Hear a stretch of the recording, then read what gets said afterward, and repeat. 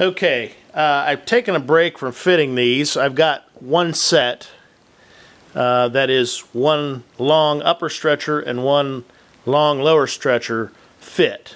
Now, before I do the next ones, I'm going to cut the curves in the bottom here.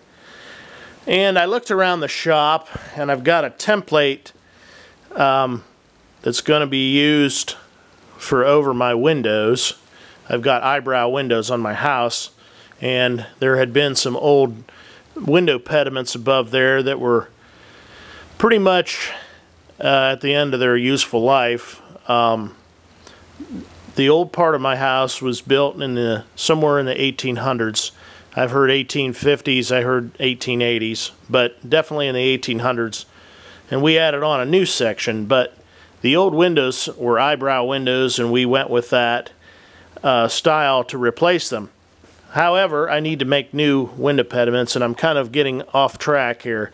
But the main point about this is I have a jig board made for that curve, and what I do is cut out the curve with a jigsaw pretty close to the line, and then I can clamp this jig board to the piece and then run a router around it to clean it up. So the line that you see, and I'm going to zoom the camera here for a moment. You can see this line here. That's where that line comes from. It's a little shallow. I want a little bit more curve there. Now, I also had another jig board from another project that I did, and this is the arc from that. I think you can see that there. It's too deep. I don't want this shallow of a piece left over, you know, in case somebody's kid, and this would probably never happen, somebody's kid sits on it, you know. I don't want anything to break here. So what I'm going to do now, I've got a long narrow piece, and I'm going to back this out again and slide it over.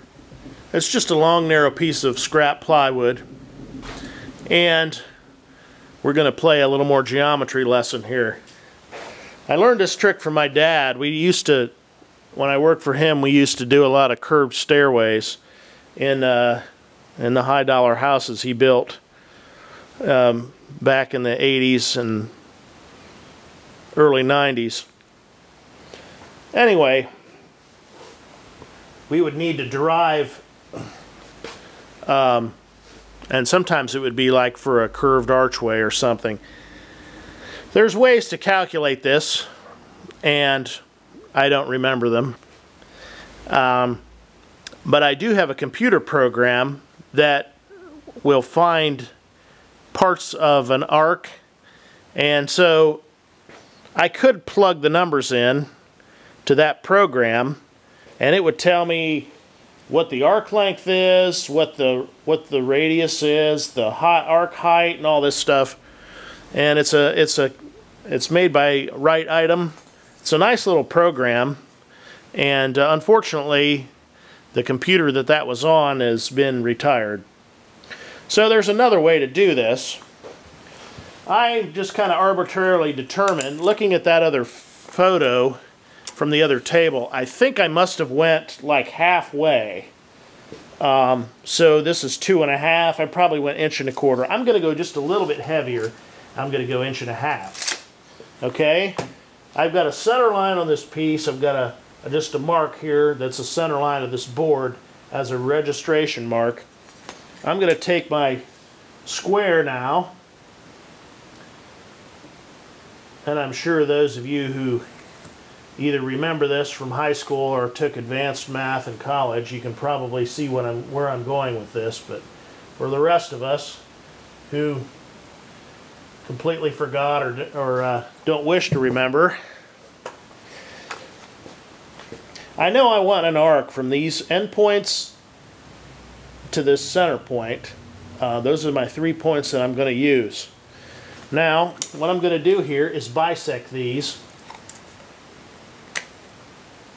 Looks like 6 3/8, so I need 3 3/16.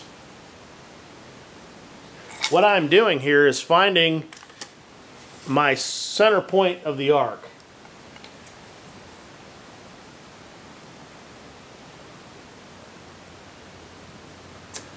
Now that those are bisected, and I'm sure Mr. Ben would be able to tell you exactly how things work here, or why this works. I'm going to take the square now and square off a tangent to this arc. Now let's see. Yeah, you can see where that end is. I don't know exactly where this point's going to land, so I'm going to draw a fairly long line there. Now I'm going to come over here like this.